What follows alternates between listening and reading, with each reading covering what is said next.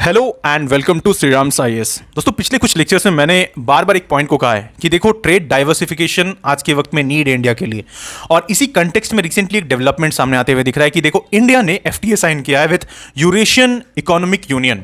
No, अगर आपने इस टर्म को या इस ग्रुप को इससे पहले नहीं सुना है तो I give all details here. आपको इस लेक्चर को लास्ट तक सुनना है क्योंकि ये एग्जाम के लिए काफी ज्यादा इंपॉर्टेंट हो जाता है। यहां पर EAEU, that is Eurasian economic union, right. अब यहां पर कौन कौन सी कंट्रीज है, इन सारे पॉइंट्स को हम इस लेक्चर में आगे डिस्कस करने वाले हैं। और खास करके यहां पर कुछ मेजर पॉइंट्स के ऊपर में बात किया गया है with respect to local currency trade and specifically with respect to connectivity projects like international north south transport corridors. Okay, तो बहुत कुछ है समझने की इस लेक्चर में, बट बिफोर दैट कि अगर आप एक यूपीएससी एस्पिरेंट हो और अगर आपके मन में डाउट्स है आपकी प्रिपरेशन को लेकर कि कैसे अपनी प्रिपरेशन को स्ट्रैटेजाइज करना है, क्या स्ट्रैटेजी होनी चाहिए, ऑप्शनल कैसे प्रिपेयर करना है, या फिर कौन सा बेटर ऑप्शन अगर आपने डिसाइड नहीं किया है, सब्जेक्ट वाइज स्ट्रैटेजीज क्या होनी चाहिए, सिलेबस को टाइम पर कैसे कंप्लीट करें, तो इन सारे डाउट्स को क्लियर करने के लिए आप हमारे फ्री 1-to-1 मेंटरशिप को ज्वाइन कर सकते हो, जिसका लिंक आपको डिस्क्रिप्शन में मिलेगा। वहां पर एक फॉर्म आएगा, फॉर्म फिल कीजिए और हमारे एक्सपर्ट्स आपके साथ में जुड़ेंगे, आपके डाउट्स को क्लियर करेंगे।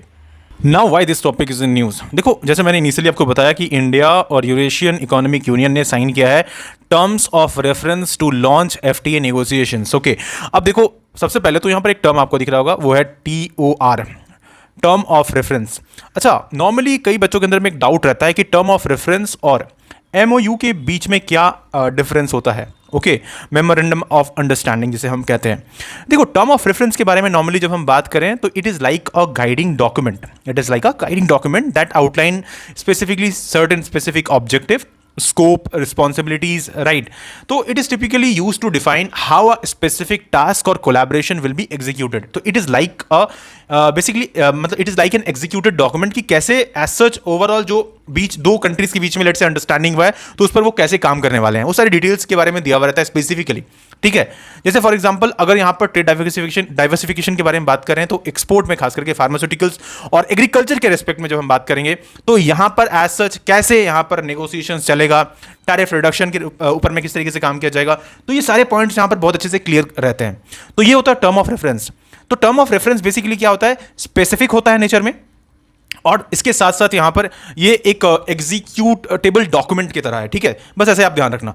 वेरएज MOU के बारे में जब हम बात करते हैं, मेमोरेंडम ऑफ अंडरस्टैंडिंग बेसिकली, तो ये दो पार्टीज के बीच में एक तरीके का फॉर्मल एग्रीमेंट है। ठीक है, एक तरीके का फॉर्मल एग्रीमेंट है कि अल्टीमेटली कैसे दोनों मिलकर एक दूसरे के साथ में कॉपरेट करने वाले हैं, एक साथ मिलकर काम करने वाले हैं किसी एक ब्रॉडर गोल के ऊपर में, राइट। तो ये सारी चीजें होगी, जैसे कि अगर EAEU के साथ में हम रूपी और रूबल में ट्रांजैक्शंस करने वाले हैं तो ये एक ब्रॉडर एस्पेक्ट है इसका। ठीक है, तो MOU जो होता है हम ऐसे समझ सकते हैं कि ये एक तरीके से ब्रॉडर एस्पेक्ट को दिखाता है, वेरएज आप जब TOR को देखते हो तो ये नैरोअर एस्पेक्ट और स्पेसिफिक चीजों पर हाईलाइट करता है। तो ये एक छोटा सा डिफरेंस है जो सबसे पहले आपको मैं बताना चाहता था। अब देखो, जब हम यहां पर बात करें with respect to India and Eurasian economic union, तो यहां पर देखो किन पॉइंट्स के ऊपर में बात किया गया है, राइट। ये इंपॉर्टेंट यहां पर हो जाता है।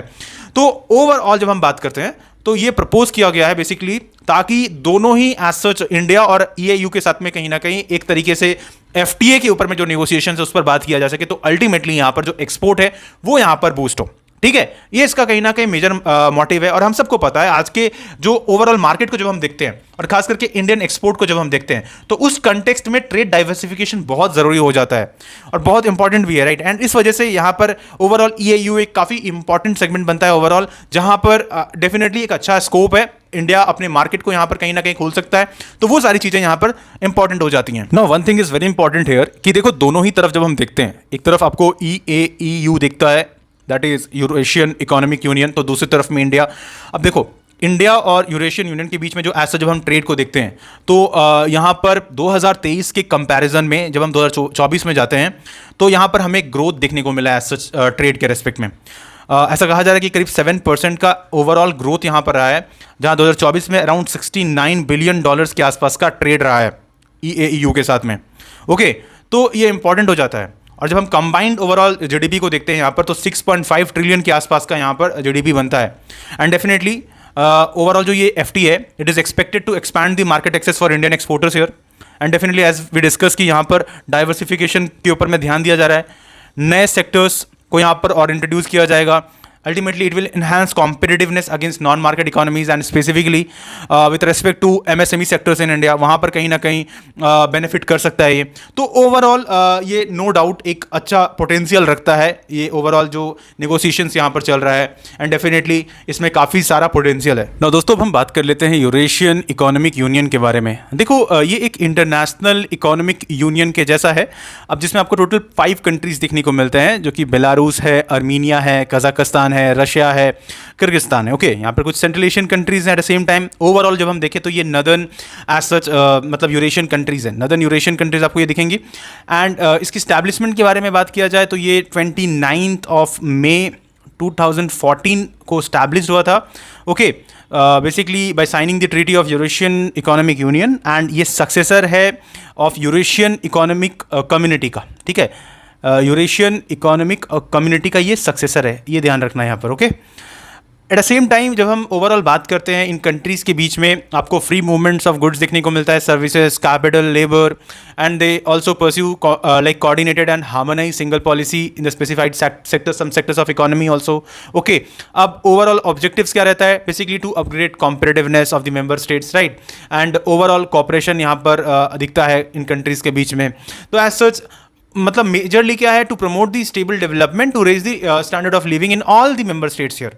एंड एज सच जब हम यहाँ पर देखते हैं तो डेफिनेटली इंडिया का रिलेशन रशिया के साथ काफ़ी स्ट्रांग है ही है। एट द सेम टाइम क्योंकि रशिया के साथ स्ट्रांग है तो बेलारूस भी कहीं ना कहीं ऑब्वियसली क्योंकि रशिया के साथ में बहुत ज़्यादा इंगेज है, तो नो डाउट यहाँ पर जितनी भी कंट्रीज है लाइक अर्मीनिया हो गया, राइट, एंड कजाकिस्तान या किर्गिस्तान हो गया, तो ये वो कंट्रीज है जिनके साथ इंडिया का पहले से रिलेशन काफ़ी ज़्यादा कॉर्डियल और अच्छा रहा है। और यहाँ पर एक और चीज़ इंपॉर्टेंट एस्पेक्ट हो जाता है कि रशिया के साथ देखो हमारा ना ट्रेड डेफिसिट है, तो उस कंटेक्स्ट में यहाँ पर ये जो ओवरऑल एफटीए के ऊपर में नेगोशिएशंस यहाँ पर चल रहा है, तो नो डाउट इस कंटेक्स्ट में भी ये ओवरऑल इंपॉर्टेंट हो जाता है एग्रीमेंट, राइट। तो यहाँ पर याद रखना as such Eurasian economic union जो है ये काफ़ी इंपॉर्टेंट है आपके एग्जाम के लिए, खास करके प्रीलिम्स में आपसे यहाँ पर क्वेश्चंस बन सकता है, मेंबर कंट्रीज के ऊपर में बन सकता है, कभी एस्टैब्लिश हुआ, राइट, तो इस पर ओवरऑल यहाँ पर क्वेश्चंस बनने के चांसेस हैं। नाउ अब अगले एक इंपॉर्टेंट चीज़ है कि क्यों EAEU सिग्निफिकेंट है इंडिया के लिए इतना ज़्यादा। देखो यहाँ पर जब हम बात करते हैं इसके सिग्निफिकेंस के रिस्पेक्ट में तो सबसे पहला पॉइंट हमारे पास आ जाता है हाई ट्रेड डेफिसिट। खास करके अभी हमने पॉइंट आउट किया कि रशिया के साथ जो हमारा ट्रेड डेफिसिट है वो अराउंड $58.9 बिलियन का है, ठीक है, एज ऑफ 2024-25। तो now this is basically due to the heavy reliance on hydrocarbon imports like oil हो गया, आपका गैस हो गया, कोल हो गया। तो ओवरऑल देखो रशिया जो है वो एक मेजर सप्लायर रहा है इंडिया के रिस्पेक्ट में with respect to crude oil और अदर एनर्जी रिसोर्सेज बेसिकली। तो डेफिनेटली यहाँ पर ये एक चीज़ है जो इंपॉर्टेंट हो जाता है, एंड डेफिनेटली इस पॉइंट के रिस्पेक्ट में EAEU जो है ये काफ़ी ज़्यादा सिग्निफिकेंट हो जाता है इंडिया के लिए। आगे हम बात करते हैं इसके ऊपर। अब अगर इसके बाद हम बात करें जियोपॉलिटिकल सेंसिटिविटी, मतलब यहाँ पर देखो इंडिया की जो ओवरऑल ग्रोइंग इकोनॉमिक टाइज है EAEU के साथ में, पर्टिकुलरली विद स्पेसिफिकली रशिया। अब रशिया के साथ यहाँ पर डेफिनेटली जैसे जैसे करके रिलेशन और ज़्यादा स्ट्रांग होगा, क्योंकि ऑलरेडी यहाँ पर डोनाल्ड ट्रंप साहब नाखुश हैं कि जिस तरीके से हम रशिया के साथ में इंगेज हैं यार ट्रेड में। अब और ज़्यादा अगर हम यहाँ पर देखो क्लोज जाएंगे रशिया के या उससे रिलेटेड जितनी भी ऐसा बॉडीज़ हैं या ऑर्गेनाइजेशन से ग्रुपिंग्स हैं, तो सो यहाँ पर डेफिनेटली USA को दिक्कत होगा, राइट। तो ये एक इंपॉर्टेंट चीज़ हो जाता है कि इंडिया की जो ग्रोइंग इकोनॉमिक टाइज है यहाँ पर particularly with Russia, it risk the straining relations with NATO and USA और ज़्यादा खराब होगा यहाँ पर, और ज़्यादा ट्रंप को यहाँ पर कहीं ना कहीं परेशानी होगा, और ज़्यादा यहाँ पर वो कुछ स्टेटमेंट्स देते हुए आपको दिख सकते हैं, राइट। तो ऑल्दो इंडिया अपने पॉइंट ऑफ व्यू से यहाँ पर क्लियर है कि देखो इंडिया की जो स्टैंसेस रही है वो इंडिया हमेशा कहता है कि वो हमारा न्यूट्रल रहा है, राइट। हमने आज से नहीं बहुत पहले से ही रशिया के साथ में अच्छा इंगेजमेंट रखा है ट्रेड के साथ में, एंड दिस इवन US को भी इस बारे में अच्छे से कहीं ना कहीं पता है, राइट। तो ये चीज़ इंपॉर्टेंट हो जाता है कि रशिया काफ़ी इंपॉर्टेंट स्ट्रैटेजिक पार्टनर रहा है इंडिया के साथ, ठीक है। तो ये बहुत इंपॉर्टेंट पॉइंट है। अब डेफिनेटली इसके कुछ इम्प्लीकेशंस भी, लाइक अगर हम बैलेंस करने की बात करें तो if you are balancing relations with EAU and western powers in a diplomatic tight rope basically, तो एक तरफ तो सैंक्शंस लगे हुए हैं रशिया के ऊपर में, ठीक है, एंड इसका इम्प्लीकेशन इंडिया पर ये रहेगा कि इससे और भी ज़्यादा जो ट्रेड है US के साथ या वेस्टर्न मार्केट के साथ में वो यहाँ पर हैम्पर्ड भी हो सकते हैं, राइट। तो वो भी एक इंपॉर्टेंट है। तो डेफिनेटली एक चीज़ है कि आज के वक्त में प्रेजेंटली जब हम जियोपॉलिटिकल सेंसिटिविटी को देखते हैं तो ऐसे में EAU का सिग्निफिकेंट डेफिनेटली इंपॉर्टेंस तो होल्ड करता है, जैसे मैंने कहा कि डाइवर्सिफिकेशन के रेस्पेक्ट में। Again threat to domestic industry, yes, ये एक बड़ा इंपॉर्टेंट पॉइंट है।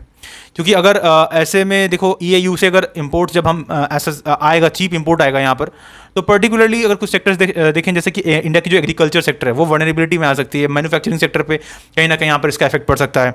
और ओवरऑल जो इंडिया का खुद का एक मतलब नारा रहा है कि हम सेल्फ सफिशिएंट या फिर आत्मनिर्भरता को अचीव करेंगे डोमेस्टिक इंडस्ट्रीज के रेस्पेक्ट में, तो वो पॉइंट ऑफ व्यू जो है, या जो small and medium enterprises SMEs जो है, वो यहाँ पर कहीं ना कहीं मार खा सकती हैं। तो वो एक थ्रेड हमें यहाँ पर देखने को मिलता है। ओके, तो वो भी एक पॉइंट हो जाता है।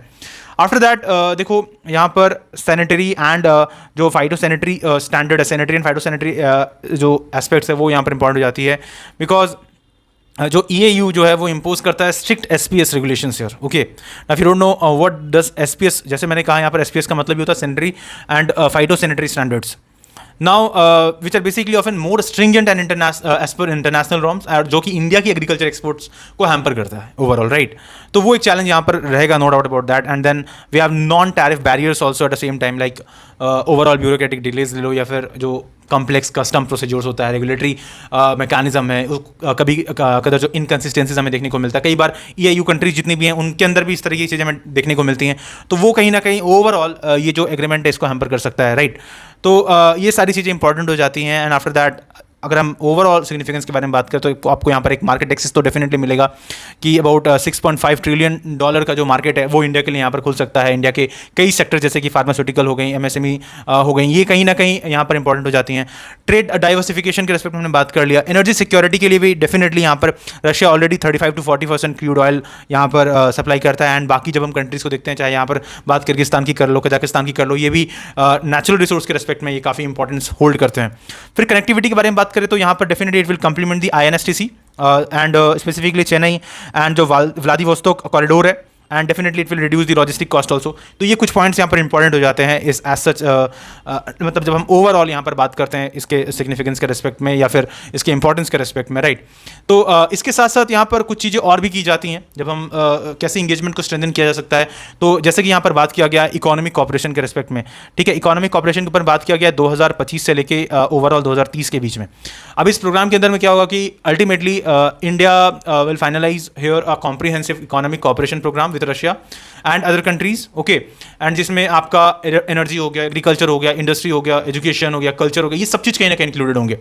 अब इससे बेनिफिट क्या होगा, overall this program diversify the train beyond hydrocarbon, क्योंकि बहुत ज़्यादा हाइड्रोकार्बन पर कहीं ना कहीं डिपेंडेंट है। तो उस चीज़ से हटकर यहाँ पर बाकी और जो चीज़ें हैं, ठीक है, वो भी यहाँ पर कहीं ना कहीं बेहतर होंगी। मैन्युफैक्चरिंग सेक्टर खास करके यहाँ पर इसको कहीं ना कहीं मतलब जॉइंट वेंचर्स यहाँ पर हमें देखने को मिल सकते हैं, और मतलब एजुकेशनल एक्सचेंजेस भी यहाँ पर हमें देखने को मिल सकते हैं इंडियन स्टूडेंट्स और रशियन यूनिवर्सिटीज़ में। ये सारी चीज़ें भी इंपॉर्टेंट है।